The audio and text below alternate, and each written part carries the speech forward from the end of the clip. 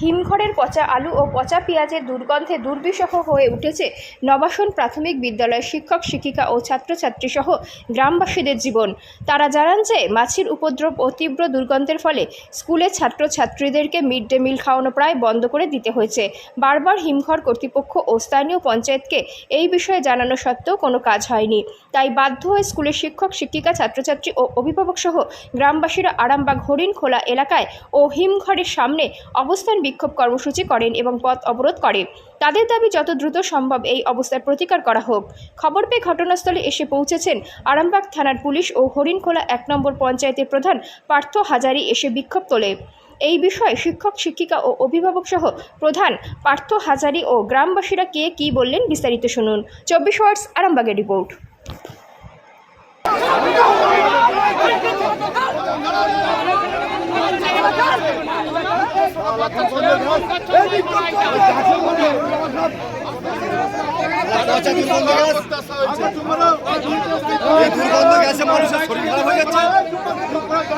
লেবাররা পেটের জ্বালায় পড়ে আছে বলে তাদের কোনো মেয়ে নেই।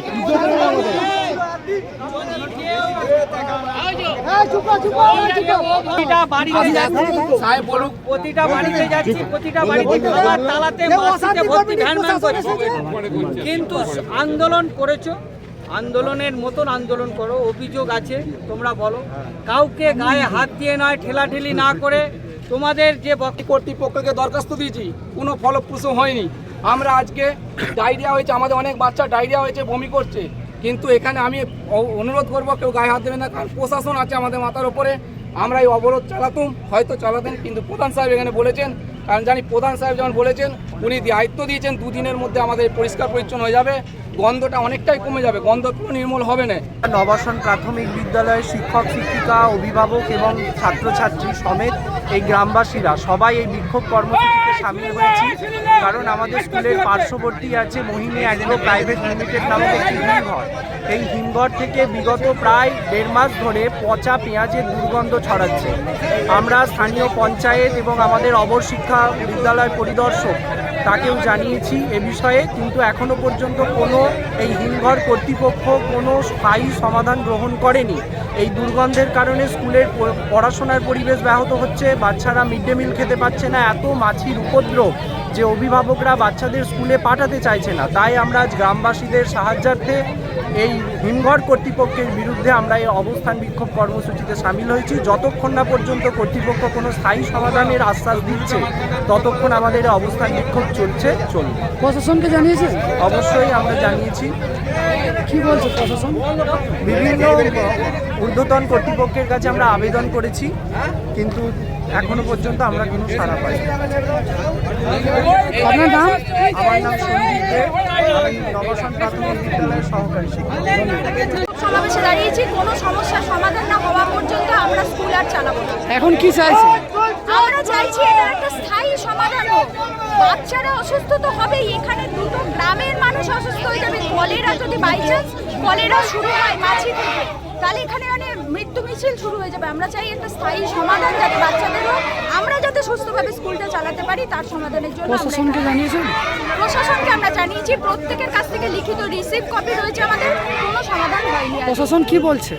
দেখছি আমাদের দিদিকে বলো, যেটা রিপোর্ট করবার জায়গা রয়েছে সেখানে করেছি আমরা, সেই রিসিভ কপি ভিডিওকে জানিয়েছি, আমাদের ঊর্ধ্বতন কর্তৃপক্ষ এসআইকে জানিয়েছি, প্রধানকে জানিয়েছি, কোনো সমাধান আমাদের। আপনার নাম? না, এটা বিক্ষোভ তো অবশ্যই একটা হয়েছে। এদের মালিককে বলার সত্ত্বেও মালিক এমন পেপসি আলু রেখে, ওনার নাকি মেশিনের প্রবলেম আছে, কিন্তু মেশিনের প্রবলেমটা হয়েছে বলেই তো নয় গ্রামটাকে পুরো একটা নোংরা পরিস্থিতি তৈরি করে দিতে হবে। আমরা মালিককে কয়েকদিন ধরেই বলে যাচ্ছি, এবং মালিককে কাল রাত্রির 11টার সময় আমি ফোনে কথা বলেছি। মালিক আমাকে বলেছে আমাকে 2 দিন টাইম দিন, 2 দিনের মধ্যে যে আমার পচা আলু এখানে এবং পচা পেঁয়াজ যে ফেলা আছে এইগুলো আমরা ব্যবস্থা করে নেব, তুলে নিয়ে চলে যাব, এবং দুর্গন্ধ যতখানি পারবে আমি এটা মুক্ত করার চেষ্টা করব। এটা কথা দিয়েছে। আমরা সেই মতন কথা আমার যারা ছাত্রছাত্রী এবং আমার গ্রামবাসী যারা বিক্ষোভ দেখিয়েছিল তাদেরকে আমরা এসে বলতে বিক্ষোভ তুলে নিয়েছে। আমরা মালিক পক্ষ এবং ম্যানেজার আছে মালিক পক্ষের তরফ থেকে, ওনাকেও বলবো, ওনার জিসিপি এসে গেছে, অলরেডি কাজ শুরুও হয়ে গেছে। আমাদের দুদিন, এবার কাজ চলতে চলতে 2 দিনটা 3 দিন হতে পারে, সেটা আমাদেরকে মেনে নিতে হবে। যত তাড়াতাড়ি হবে এইটা মুক্তটা করে দেবার ওনারা আশা দিয়েছে, আমরা সেই আশা মতন পদ অবরোধ তুলেও নিয়েছে এবং গ্রামবাসী দিকে আমরা এবং ভাইয়ের দিকে আমরা কথা দিয়েছি, সেটা সেই মতনই কাজ হবে। আপনার যেটা স্থানীয় মানুষ বলছে সামনেই আপনার পঞ্চায়েত এবং আপনাকেও নাকি বিষয়টা বারবার জানানো হয়েছে, তারপরে কোনো পদক্ষেপ নেওয়া হ্যাঁ, হয়নি। আমাকে আজকেও অলরেডি কিন্তু আপনাদের ওরা বিরুদ্ধে জানিয়েছে, বিক্ষোভ আমার দেখানো গার্জেনরাও জানিয়েছে। আমরা তো মালিক পক্ষকে বলার আমরা বলছি, আমরা উপরে নেতৃত্বকে জানাবার আমরা জানাচ্ছি।